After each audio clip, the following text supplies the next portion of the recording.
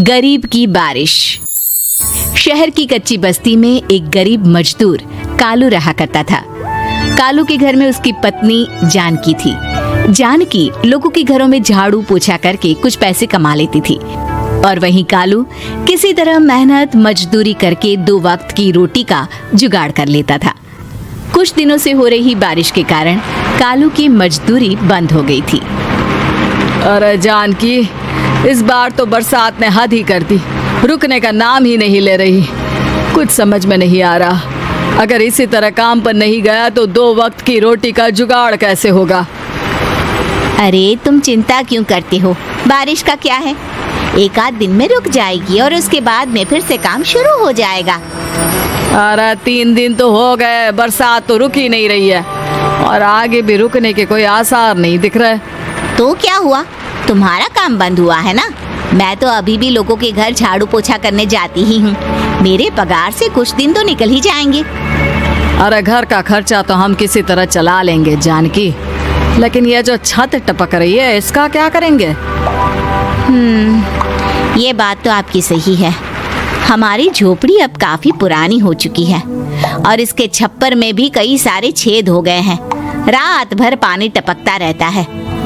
अरे मैं भी इसी बात से बहुत परेशान रहता हूँ।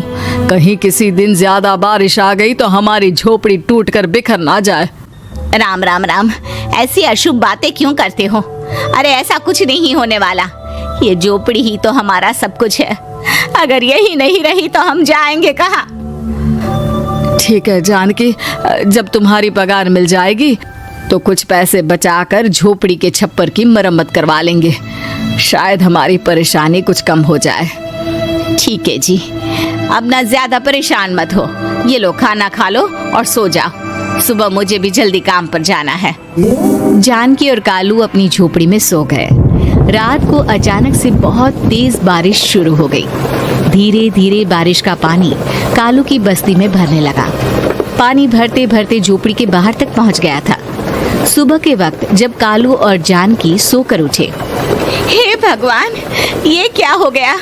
बारिश का पानी तो हमारे घरों तक पहुंच चुका है। अब मैं काम पर कैसे जाऊंगी? रहने दो जानकी, तुम आज काम पर मत जाओ। ऐसे पानी से निकल कर जाओगी और बीमार पड़ गई तो लेने के देने पड़ जाएंगे। लेकिन अगर नहीं गई तो मालकिन लोग नाराज हो जाएंगे। आप जानते हैं ना, बड़ी मुश्किल से 1 दिन की छुट्टी भी नहीं देती है। अरे लेकिन जानकी, झोपड़ी के बाहर तो पूरी बस्ती में पानी भरा है, तुम जाओगी कैसे?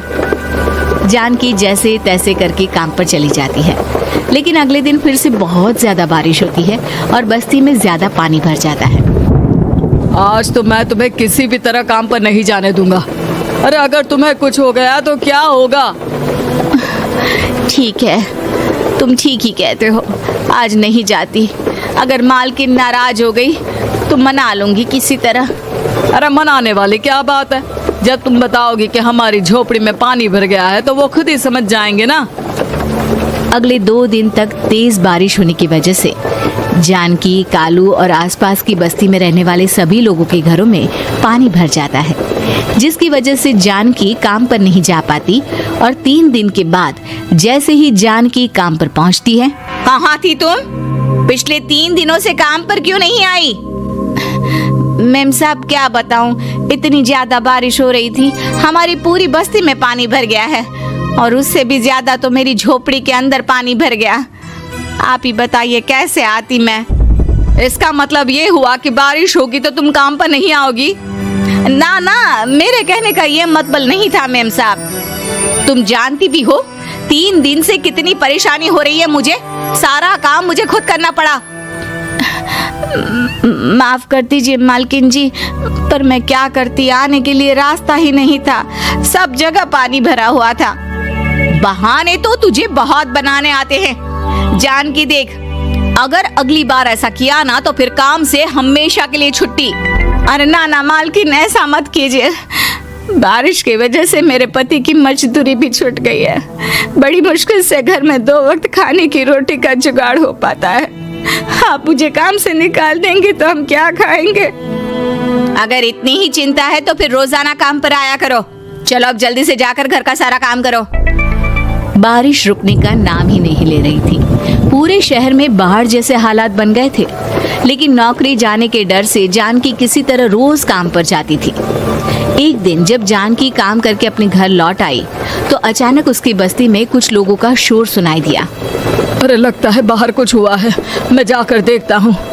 हाँ हाँ, पता तो कीजिए, ये बस्ती में लोग इतना शोर क्यों कर रहे हैं। बाहर जाकर कालू ने एक आदमी से पूछा, अरे क्या हुआ भाई, इतना शोर क्यों मचा रहा है?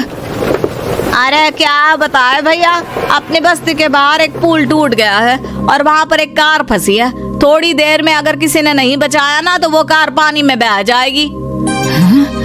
ये क्या कह रहे हो भैया, कार के अंदर कोई है क्या? हाँ, कोई औरत बैठी है अकेली है, बहुत रो रही है बेचारी, मदद के लिए बुला रही है। अरे तो हमें जाकर उनकी मदद करनी चाहिए ना। अरे लेकिन इसमें बहुत खतरा है, हमें अपने आप को बचाना चाहिए। पानी कभी भी हमारी बस्ती की तरफ आ सकता है। अरे तुम्हें नहीं चलना तो मत चलो, लेकिन मैं तो जाकर उस औरत की मदद जरूर करूंगा। कालू उस जगह पर पहुंचता है जहां वो औरत कार में फंसी हुई थी। वहां पर पानी का बहाव बहुत तेज था और सारा पानी कालू की बस्ती की तरफ ही आ रहा था। कालू ने एक बड़ी सी रस्सी को पेड़ से बांध दिया और दूसरे सिरे को कार की तरफ फेंक दिया और उस औरत को रस्सी के सहारे बाहर आने के लिए कहा। तभी वहां जानकी भी दौड़ती हुई आई। अरे ये तो मेरी मालकिन है, जिनके यहाँ मैं काम करने जाती हूँ। और मैडम जी, आप डरिएगा मत, आपको कुछ नहीं होगा। आपकी गाड़ी को भी मैंने रस्सी से बांध दिया है। थोड़ी देर में पानी का बहाव कम हो जाएगा, फिर हम आपकी कार को भी बाहर निकाल लेंगे। क्या तुम जानकी के पति हो? हाँ हाँ, जानकी मेरी ही पत्नी है, आपके यहाँ काम करती है ना। लेकिन मेम साहब, आप यहाँ पानी में कैसे फंस गई? अब क्या बताऊं, मैं अपनी सहेलियों के साथ पिकनिक पर गई थी, वहीं से लौट रही थी। अचानक पानी का बहाव तेज हो गया और मेरी गाड़ी फंस गई। अरे कोई बात नहीं मालकिन, अब ना आप बिल्कुल सुरक्षित हैं। मैं तो बहुत बुरी तरह डर गई थी। कब से मदद के लिए चिल्ला रही थी, लेकिन कोई मेरी मदद के लिए नहीं आया। भला हो तुम्हारा पति का जिसने मेरी जान बचा ली। लेकिन जानकी, मैंने तुम्हारे साथ बहुत गलत व्यवहार किया। इतने खराब मौसम और बाढ़ में भी तुम्हें काम पर आने के लिए कहा, नौकरी से निकालने की धमकी भी दी, और तुमने मेरी जान बचाई। मुझे माफ कर दो। अरे कोई बात नहीं मालकिन, आपकी जान बचाना तो हमारा धर्म था। देखो जानकी, तुम्हारी झोपड़ी में जो भी नुकसान हुआ है उसके लिए मैं तुम्हें पैसे दूंगी। आज तुम्हारे पति ने मेरी जान बचाई है और आज के बाद मैं तुम्हें कभी भी नौकरी से निकालने की धमकी नहीं दूंगी। आज मैं तुम्हारी परेशानी को अच्छी तरह समझ चुकी हूँ। हम जैसे पैसे वाले लोगों के लिए अपने घर में बैठकर बारिश का मजा लेना बहुत आसान है, लेकिन तुम गरीब लोगों के लिए बाढ़ और बारिश काफी परेशानी खड़ी कर देते हैं। ये बात मुझे आज अच्छी तरह समझ आ गई है। आपका बहुत बहुत धन्यवाद मालकिन। उम्मीद है कि आपको हमारी ये कहानी पसंद आई होगी। कृपया हमारे चैनल को सब्सक्राइब करें और सभी अपडेट्स के लिए बेल आइकन जरूर क्लिक करें। और हाँ, वीडियो लाइक और शेयर करना मत भूलिएगा। Bye bye.